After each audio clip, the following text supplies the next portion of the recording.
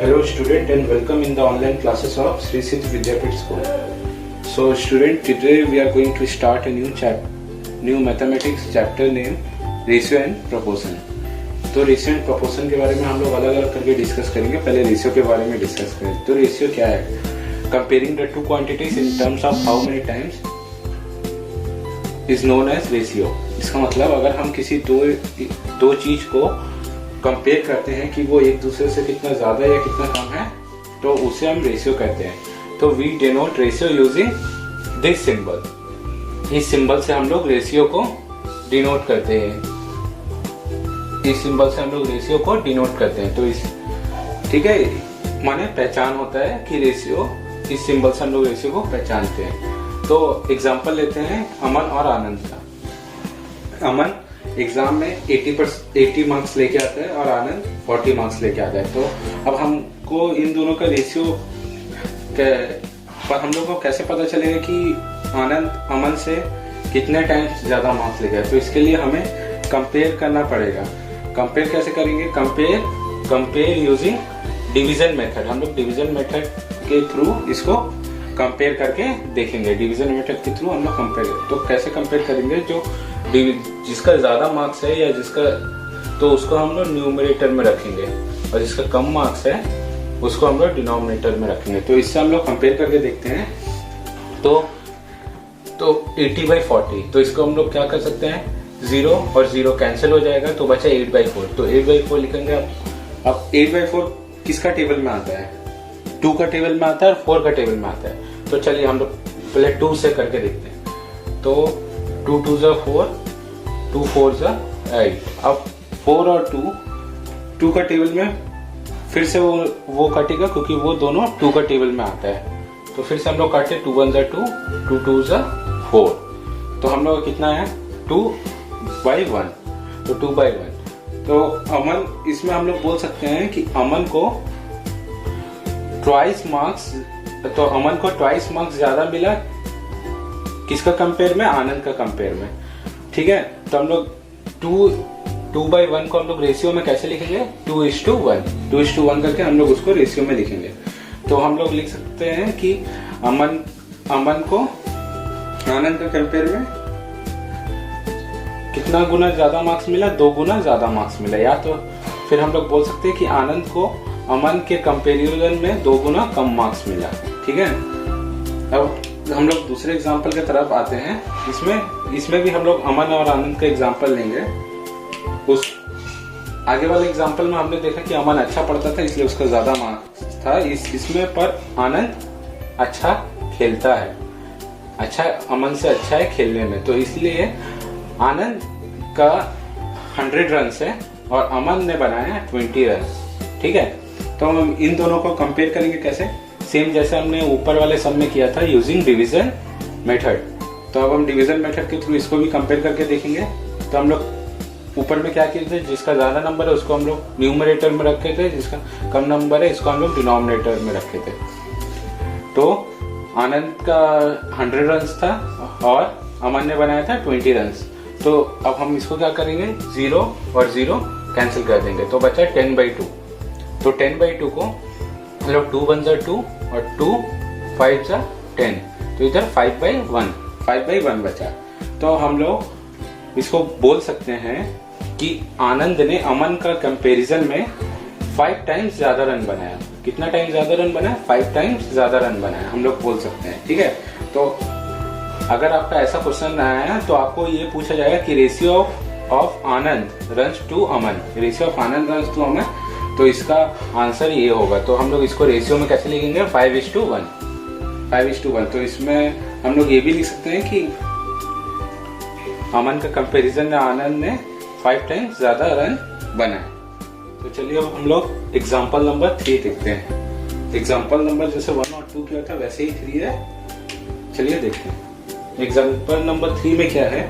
इसमें हम लोग को दे दिया कि एक क्लास में नंबर ऑफ गर्ल्स कितने हैं? 20 और एक क्लास में नंबर ऑफ बॉयज कितने हैं? 25.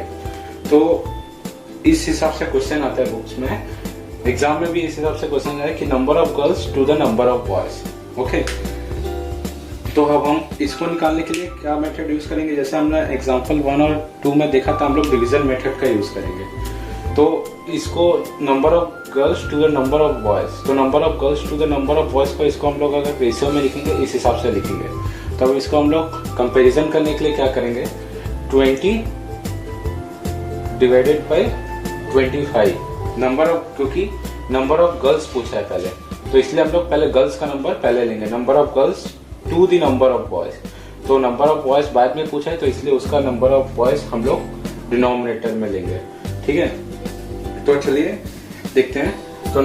तो इसमें हम लोग 20 डिवाइडेड बाई 25, तो 20 डिवाइडेड बाई 25, तो इसमें हम लोग क्या करेंगे, उसमें तो हम लोग देखे थे कि 100/20 था, तो इसमें 0 था, तो 0 इसमें तो यहाँ पे 0 है लेकिन यहाँ पे 0 नहीं है, तो इसमें हम लोग कटिंग नहीं कर सकते। तो हम लोगों ने कोई ऐसा 20 और 25 किस नंबर का टेबल में आता है, दोनों आता है, तो 5 का टेबल में आता है दोनों। ठीक है, तो देखते हैं 5 4 जा 20, 5 4 जा 20 और 5 5 जा 25, तो आ गया 4/5।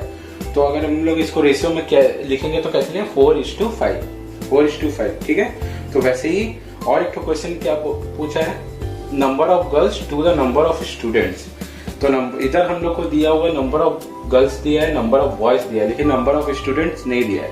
तो नंबर ऑफ स्टूडेंट्स हम लोग निकालने के लिए क्या करेंगे, नंबर ऑफ स्टूडेंट्स हम लोग निकालने के लिए क्या करेंगे, एक क्लास में गर्ल्स है और बॉयज है।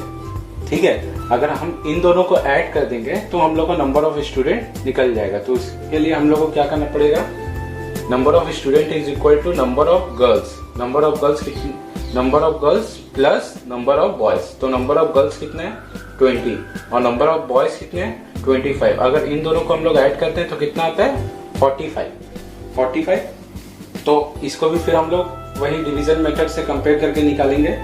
तो देखते हैं, तो उसको हम लोग कैसे लिख सकते हैं, 20:45। अब इसको हम लोग कंपेयर करेंगे कैसे, डिवीजन 20 डिवाइडेड बाई 45। ओके, तो अब हम इसको 20 और 45 किसका टेबल में आता है, 5 का टेबल में आता है। तो 5 4 जा 20 और 5 5 जा 25। तो नहीं सॉरी, 5 4 जा 20 और 5 9 जा 45। तो ये दोनों 5 का टेबल में आता है, 5 4 जा 20 और 5 9 जा 45। तो इसका आंसर आया 4/9। तो अब इसको रेशियो में कैसे लिख सकते हैं, 4:9।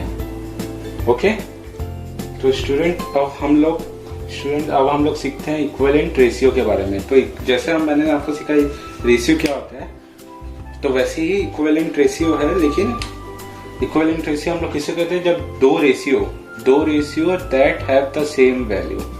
ओके, तो दो रेशियो मतलब दो रेशियो जिसका सेम वैल्यू हो उसको हम लोग इक्विवेलेंट रेशियो कहते हैं। जैसे कि हम लोग बोल सकते हैं 2:1 और एंड 2:1, ये दोनों इक्विवेलेंट रेशियो है क्योंकि दोनों सेम है। ओके, तो वो ऐसे भी रह सकता है या तो फिर अलग फॉर्म में भी रह सकता है। जैसे एग्जांपल में देखते हैं, अमन जैसे देखते हैं एग्जांपल में, अमन के पास 6 चॉकलेट्स है और आनंद के पास 9 चॉकलेट्स है। तो अब हम लोग इसको कंपेयर कैसे करेंगे, 6:9। तो 6/9 डिवीजन मेथड से कंपेयर करेंगे, जैसे हमने देखा था एक आगे एग्जांपल में। तो 6/9, तो इसको हम लोग अगर सिंपलेस्ट फॉर्म में लिखेंगे तो 2/3 आएगा। तो इसको अगर हम लोग रेशियो में लिखेंगे तो 2:3। ओके, तो वैसे ही अगर हम लोग देखते हैं कि गर्ल्स एंड बॉयज, और एक तो देखते हैं नंबर ऑफ गर्ल्स क्लास में कितनी है 12 और नंबर ऑफ बॉयज कितने 18। तो अब हम इसको भी वैसे ही करेंगे, डिवीजन मेथड से हम लोग इसको सॉल्व करेंगे। तो डिवीजन 12/18, तो number of girls to number of boys कितने हैं, तो नंबर ऑफ गर्ल्स कितने हैं 12 और नंबर ऑफ बॉयज कितने 18। तो अब इसको हम लोग सिंप्लीफाई करेंगे, कैसे करेंगे, जैसे 2 6 जा 12, 2 6 जा 12, ठीक है, तो और 2 9 जा 18। अब 6 और 9 किसका टेबल में आता है, 3 का टेबल में आता है। तो 3 3 जा 9, नहीं 3 2 जा 6 और 3 3 जा 9, तो 2/3, तो 2/3। तो अब हम लोग बोल सकते हैं कि ये वाला और ये दोनों इक्विवेलेंट रेशियो, तो हम लोग बोल सकते हैं 6:9 एंड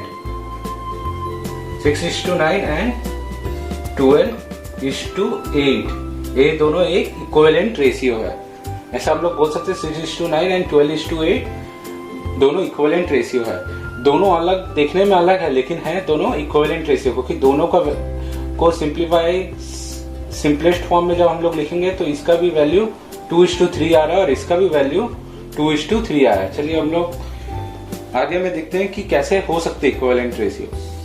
अब जैसे ये हम लोग देखे 6:9, ठीक है, जैसे हम लोग ये वाला लिया था 6/9। अब हम लोग इसका कौन सा इक्विवेलेंट रेशियो हो सकता है, तो अगर हम इसको मल्टीप्लिकेशन से करते हैं तो हमें एक जो नंबर हम न्यूमरेटर को जिससे मल्टीप्लाई करेंगे, डिनोमिनेटर को भी हमको उसी से मल्टीप्लाई करना पड़ेगा।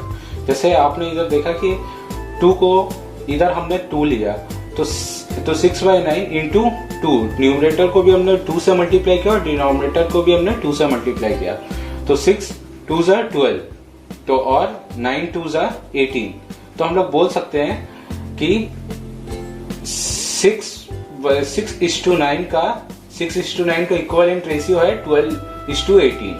तो वैसे ही जैसे हम लोग मल्टीप्लिकेशन से करें, वैसे हम लोग डिवीजन से भी कर सकते हैं। जैसे हमने एक तो नंबर 12:18 ही ले लिया, 12:18, तो अब हम इसको जैसे हमने यहाँ पे एक ही नंबर से न्यूमरेटर और डिनोमिनेटर को दोनों को मल्टीप्लाई किया, वैसे ही हम लोग सेम नंबर से, माने ऐसा नंबर से मल्टीप्लाई करना है। अगर जो नंबर से हम लोग मल्टीप्लाई कर रहे हैं वो कुछ भी नंबर हो सकता है, 2 3 4 5, जो भी नंबर हो सकता है, उससे अगर हम लोग न्यूमरेटर को मल्टीप्लाई करेंगे तो डिनोमिनेटर को भी हमको उसी से मल्टीप्लाई करना पड़ेगा।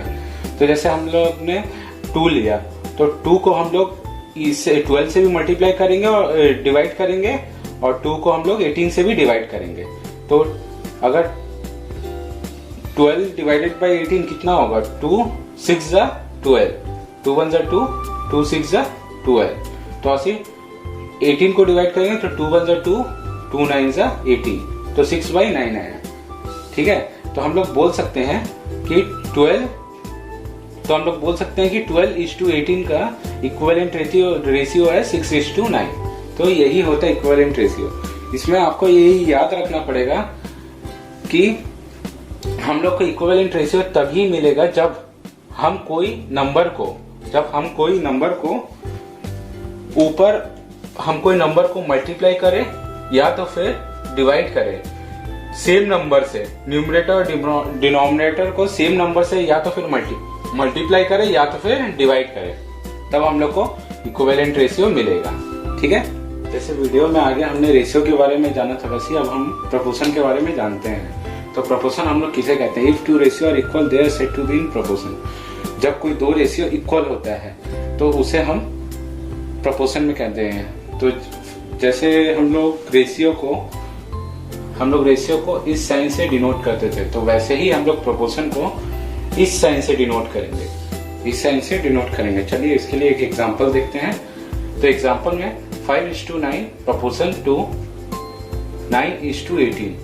तो क्वेश्चन में ये पूछ रहा है कि 5:10 ये प्रोपोर्शन का साइन है, ये रेशियो है, तो ये दोनों प्रोपोर्शन में है कि नहीं, ये पूछ रहा है क्वेश्चन में। तो वैसे ही हम लोग करते हैं 5/10 इज प्रोपोर्शन टू 9/18। तो हम लोग 5/10 को सिंपलेस्ट फॉर्म में कैसे लिख सकते हैं? 5 1 जा 5, 5 2 जा 10, 1/2। ठीक है, तो वैसे ही हम लोग इसको भी 9 1 जा 9, 9 2 जा 18। तो 1/2 और 1/2 दोनों सेम है, दोनों इक्विवेलेंट रेशियो। तो इसको हम लोग बोल सकते हैं 1:2 प्रोपोर्शन टू 1:2। मतलब they both are equivalent ratio, दोनों equivalent ratio and they both are said to be in, they both are equivalent ratio and they both are in proportion. ये हम लोग बोल सकते हैं इसको। ठीक है, तो ये आपको समझ में आ गया प्रोपोर्शन का रेशियो। अब हम लोग चलते हैं यूनिटरी मेथड में। यूनिटरी मेथड क्या है? यूनिटरी मेथड, अभी जैसे हम लोग कुछ चीज 10 ठो खरीद कर लेके आए, तो 10 ठो का हमसे 100 रुपया लिया है, तो अब हमें जैसे पता करना पड़ेगा कि ये, अगर कोई हमसे पूछेगा कि एक का प्राइस कितना है, तो जो एक का प्राइस हम लोग जो पता करते हैं तो उसको हम लोग बोलते हैं यूनिटरी मेथड। ठीक है, तो यूनिटरी मेथड किसे कहते हैं? The method in which the unitary method in which we first find the value of 1 unit. जब हम लोग 1 यूनिट का वैल्यू पता करते हैं, और then the value of required number, फिर उसके बाद जो पूछा जाता है उसका वैल्यू फाइंड करते हैं, तब हमें पता चलता है, तब उसे कहते हैं unitary method. For example 6 pen cost ₹60, मतलब 6 पेन का कॉस्ट है 60 रुपए। Then what is the cost of 15 pens? तो then what is the cost of 15 pens? 15 pen का कॉस्ट कितना होगा? जैसे हमने देखा कि 6 क्वेश्चन में दिया हुआ था 6 पेन का कॉस्ट है 60 रुपीज, और देन 50 पेन का कॉस्ट हमें नहीं पता है अभी, तो यहाँ पे इसलिए क्वेश्चन मार्क है। तो हम लोग क्या करेंगे, पहले 1 पेन का कॉस्ट निकालेंगे। तो 1 पेन का कॉस्ट निकालने के लिए क्या करें, cost of 1 pen. Cost of 1 pen is equal to 60 divided by 6। कितना, 6 पेन का कॉस्ट कितना था? 60। अगर 60 से हम लोग 6 को डिवाइड कर देंगे तो हमको 1 पेन का कॉस्ट पता चल जाएगा। तो 60 डिवाइडेड बाई 6, तो 6 1 जा 6, 6 10 जा 60। तो 1 पेन का कॉस्ट कितना है? 10 रुपीज। ठीक है, तो अब हम लोग को क्या आपको पूछा है कि 15 पेन का कॉस्ट कितना है? तो cost of 15 pen is equal to, कितना पेन का कॉस्ट पूछा है? 15 पेन का, तो हम लोग इधर 15 लिखेंगे, और 1 पेन का कॉस्ट कितना है? 10 रुपीज। तो हम लोग यहाँ पे इंटू 10 करेंगे, तो हम लोग को मिल जाएगा यहाँ पे 15 पेन का कॉस्ट 150। ठीक है।